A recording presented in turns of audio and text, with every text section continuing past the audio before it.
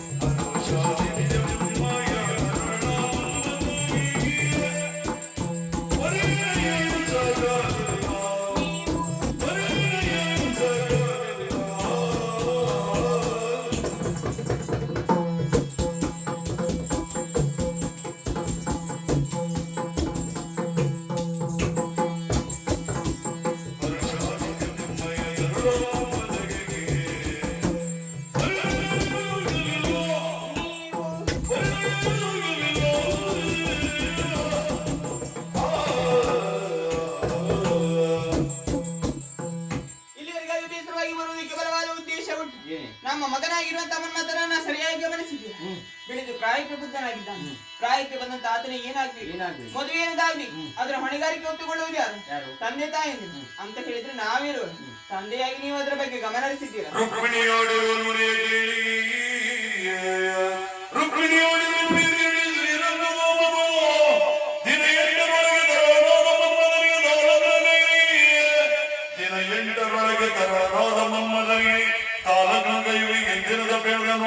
ಶ್ರೀರಂಗದಾಮನು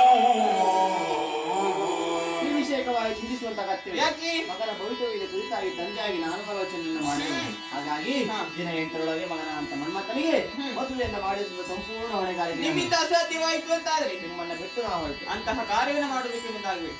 ಈಗ ಹೇಳಿದ್ರೆ ಆದಷ್ಟು ಬೇಗ ಮಗನ ಮದುವೆ ಆಗ್ತಿದ್ದು ಕಾರಣಕ್ಕೋಸ್ಕರವಾಗಿ ನಿರೀಕ್ಷೆ ಆದಿತ್ತು.